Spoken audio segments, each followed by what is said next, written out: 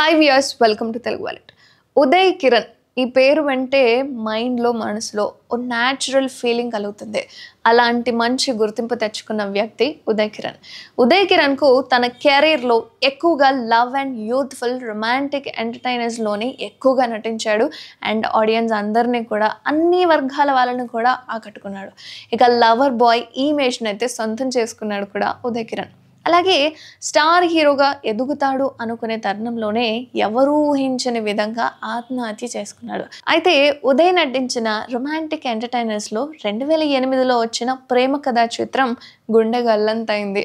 అయితే గతేడాది అనారోగ్యంతో కనుమూసిన దర్శకుడు మదన్ ఈ సినిమాను తెరకెక్కించారు. ఇందులో ఉదయ్ కిరణ్ సరసన బాలీవుడ్ బుల్లితెర బ్యూటీ అదితి శర్మ నటించింది.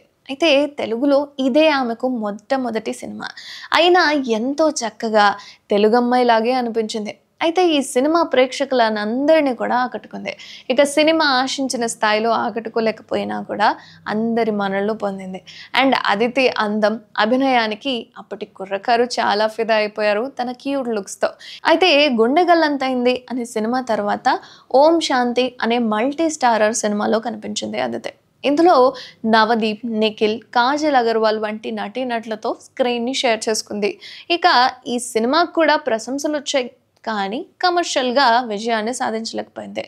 ఆ తర్వాత బబ్లు అనే సినిమాలోనూ నటించింది. ఇది కూడా బాక్స్ ఆఫీస్ వద్ద బోల్తా కొట్టేసింది. దీంతో తెలుగులో ఈ ముద్దుగమ్మకు అవకాశాలు కనుమరుగైపోయాయి. అండ్ ఆమె కూడా కనిపించడం మానేసింది. ఆ తర్వాత కొంత పంజాబీ, హిందీ సినిమాల్లో కూడా నటించింది అదితి. మొత్తం మీద తెలుగు, హిందీ, పంజాబీ తదితర భాషల్లో కలిపి దాదాపు ఒక 12కు పైగా చిత్రాల్లో నటించింది అదితి శర్మ. కాగా 2014లో బాలీవుడ్ సినిమా ఇండస్ట్రీకి చెందిన సర్వర్ అహూజా అనే వ్యక్తిని వివాహం చేసుకుంది. ఇక ఈ దంపతులకు 2019లో సర్తాజ్ అనే కుమారుడు కూడా జన్మించాడు. కాగా పెళ్లి తర్వాత కేవలం పంజాబీ సినిమాలకే పరిమితం అయిపోయింది. అలాగే టీవీ షోస్లోనూ అక్కడక్కడ మెరుస్తూ ఉంటుంది. వీటితో పాటు తన భర్త బిజినెస్ పనులను కూడా చూసుకుంటుంది. ఇక సోషల్ మీడియాలోనూ ఫుల్ యాక్టివ్గా ఉంటుంది ఈ అమ్ముడు. మీరు కూడా తన ఫొటోస్పై లుక్ వేయండి.